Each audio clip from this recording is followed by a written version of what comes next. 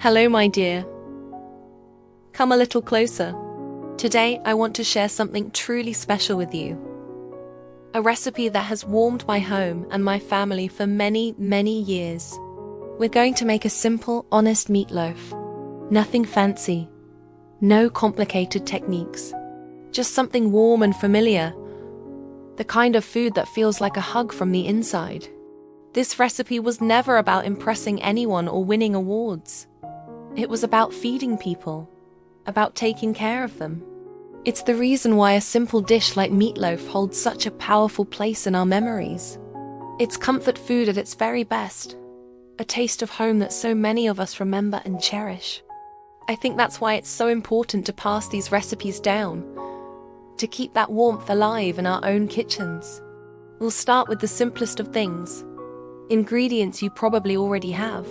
We need some good ground beef, breadcrumbs, an egg, a little milk, a finely chopped onion, and of course, salt and pepper. Look at them, all so ordinary on their own. But when we bring them together, with a little bit of care, they transform into something truly wonderful. They become comfort itself. Now, for my method, I always chop the onion as small as I could get it. I find it just melts into the meatloaf that way, giving it a subtle sweetness without any big crunchy bits. Then, I'd soak the breadcrumbs in milk until they were soft and mushy. This is a little secret to keeping the meatloaf incredibly moist and tender. Next comes the best part. I mix everything together by hand. There's something so grounding about feeling the ingredients come together. You don't want to overwork it. Just mix gently, slowly, folding everything until it just feels right. You'll know when. The moment everything is combined, you stop. The loaf doesn't need to be perfectly shaped or flawlessly smooth. Mine never was. It's the imperfections that give it character, that make it feel homemade and real. Once it's shaped, I gently place it in a loaf pan or a baking dish. And then, for that classic topping that everyone loves, a simple mix of ketchup, a little brown sugar for sweetness, and sometimes, if I'm feeling a bit zesty, a spoonful of mustard. Just spread it right over the top. It gives the meatloaf that beautiful, sweet, and tangy glaze that caramelizes in the oven. It's that familiar taste that brings it all together. Into a hot oven it goes.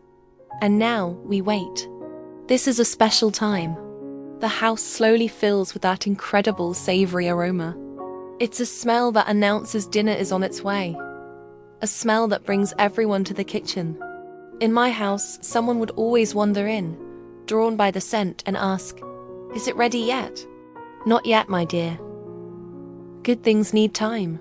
Patience is an ingredient too. When it finally comes out of the oven, the top is dark, glossy, and bubbling. The whole kitchen just smells like heaven. It's so tempting to slice into it right away, but you must let it rest for a few minutes. This allows the juices to settle back into the meat, making every slice tender and flavorful. A good meatloaf holds together when you slice it, a sign that it was mixed with just the right amount of love. You can serve it with creamy mashed potatoes, some simple green beans, or whatever vegetables make you happy. Each bite is a reminder of family dinners, of simpler times, of feeling safe and cared for. It's more than just a meal. It's a feeling. It's the feeling of home. If making this recipe today brought back a memory of someone you love, a parent or a grandparent who used to cook for you, then I'm so glad you were here with me to share this moment. These are the connections that matter most. And if you enjoy these kinds of simple, heartfelt recipes, please don't forget to like this video and subscribe to the channel. There are so many more meals and memories waiting to be shared from this kitchen. Thank you for cooking with me.